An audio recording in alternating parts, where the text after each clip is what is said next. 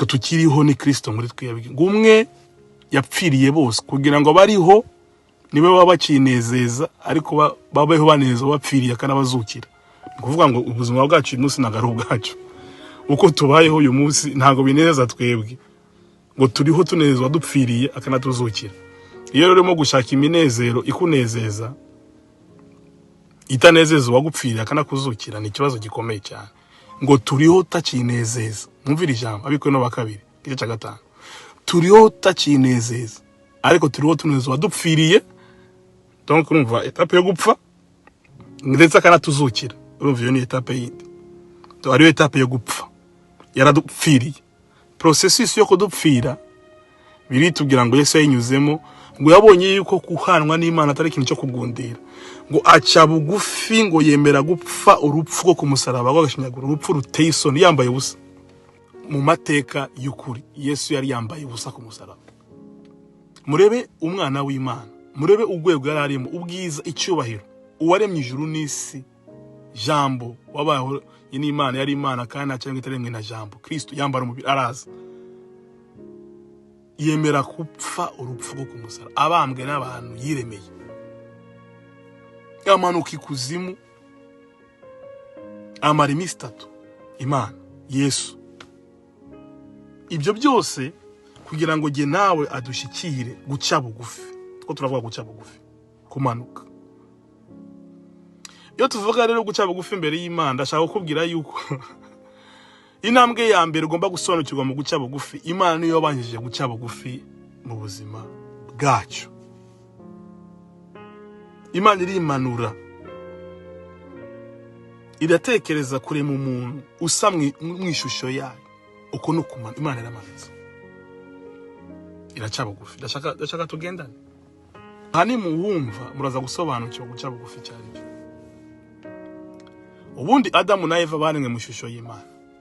Imana itekereza igice cya mbere itangirira umurongo wa 20:8.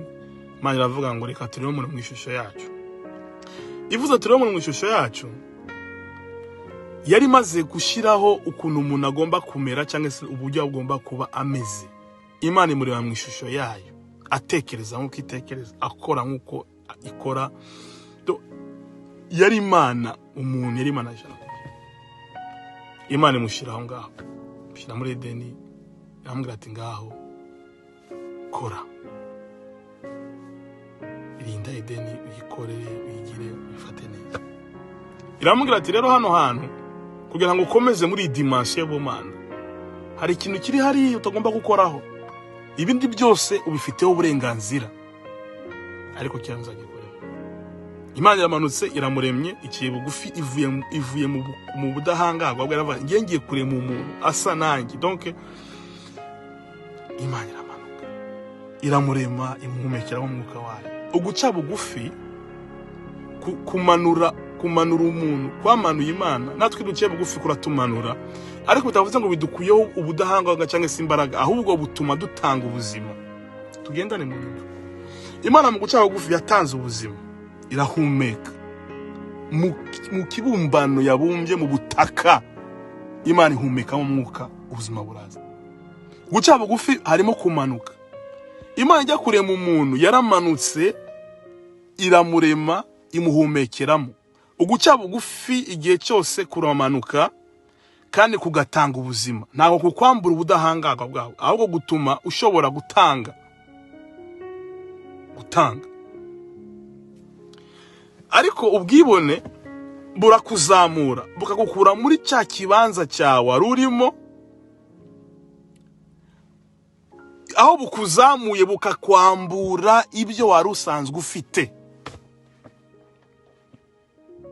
Satani yarafite ubwiza Imana yamuremanye budasanzwe, butandukanye n'abandi bamarayika. Mu kuzamuka kwiwe ashaka kwigeranya n'Imana, yizamuye niyakomeza guca bugufi, ahereza Imana icyubahiro, uruwera. Uwo munsi atakaza ya position Imana yaramushyize mu cya kibanza Imana yaramuhaye, aramanuka. Amunutse yitegereza uwo Imana yaremye, aravuga ati uyu nanjye ngiye kumugusha tu. kandi principe nta yindi ni ukuma mu bwibone nawe akumva ko yazamuka. Umunsi Adamu na Eva umwanzi yabahumekeyemo yuko badasa n'Imana, bagomba gushakisha ikindi kintu, uwo ni uwo munsi batakaje icyo bari bafite.